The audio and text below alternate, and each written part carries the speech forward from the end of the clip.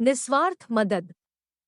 एक बहुत बड़ी कंपनी थी। उस कंपनी में 500 लोग काम करते थे। उस कंपनी के मालिक हर साल 25 दिसंबर को अपने यहाँ काम करने वाले सभी लोगों से हजार हजार रुपए लेकर उन सभी का कुल 5 लाख रुपए जमा करते थे और खुद अपना उसमें 5 लाख जोड़कर कुल 10 लाख की लॉटरी का ड्रॉ करते थे। उस लॉटरी में जिसका भी नाम निकलता था उसे 10 लाख मिलता था। उसी कंपनी में एक साफ सफाई करने वाली एक कामवाली भी काम करती थी। उसे पैसे की बहुत ज्यादा जरूरत थी क्योंकि उसको अपने बेटे का ऑपरेशन करवाना था। लॉटरी एक जुगार का खेल है, ये तो हम सभी जानते हैं। अगर उस साफ सफाई करने वाली कामवाली को ये लॉटरी नहीं लगती तो उसका तो 1000 रुपए का नुकसान हो जाता। फिर भी वो 1000 रुपए का जोखम उठाने के लिए तैयार थी और उसने भी इस लॉटरी में 1000 रुपए लगाए थे। वो भगवान से प्रार्थना कर रही थी कि हे भगवान, मुझे पैसों की बहुत जरूरत है,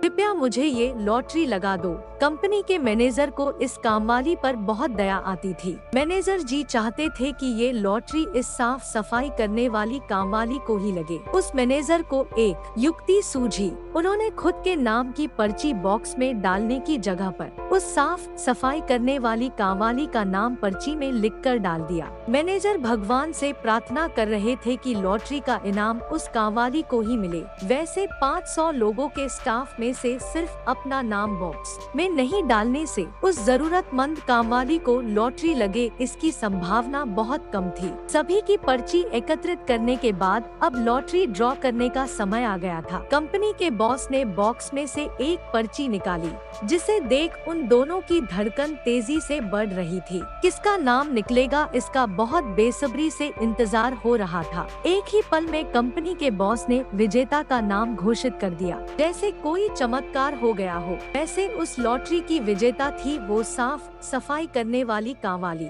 उस कामवाली के आँख में ये सुनकर आंसू आ जाते हैं। उस मैनेजर की आंखों में भी खुशी के आंसू आ जाते हैं। बॉस ने उस कामवाली बाई को इनाम का पैसा दे दिया। उस औरत ने रोते हुए कहा कि अब मुझे मेरे बेटे के ऑपरेशन की कोई चिंता नहीं रही। उसका ऑपरेशन अब अच्छे से हो जाएगा। मैं बहुत नसीबदार हूँ, मेरे पर भगवान ने बहुत कृपा की। कुछ देर बाद वो मैनेजर उस लॉटरी बॉक्स के पास जाते हैं। फिर बॉक्स में से दूसरी एक पर्ची निकलते हैं। देखा तो उसमें भी उस साफ सफाई करने वाली कामवाली का नाम निकला। ये देखकर उन्हें आश्चर्य हुआ कि ये कैसे हो सकता है। उन्होंने फिर तीसरी पर्ची बॉक्स में से निकाली, उसे भी खोल के देखा तो उसमें भी उस साफ सफाई करने वाली कामवाली का ही नाम था। फिर तो मैनेजर ने सभी पर्ची खोल के देखी, सभी में उस साफ सफाई करने वाली कामवाली का नाम था। अब वो मैनेजर बहुत खुश हो जाते हैं। उन्हें सब पता चल जाता है कि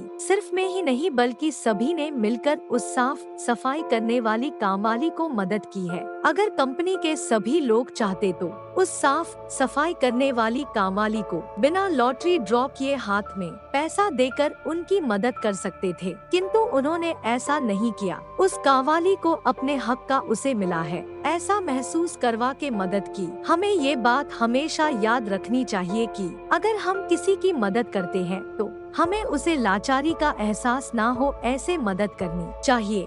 अगर हमने ऐसे मदद की तो वो सही अर्थ में मदद कहलाएंगी। आशा करती हूँ कि एक छोटी सी कहानी आपको पसंद आई होगी। कहानी पसंद आई हो तो लाइक, सब्सक्राइब और शेयर करें और ये कहानी आपको कैसी लगी कमेंट करके बताएं।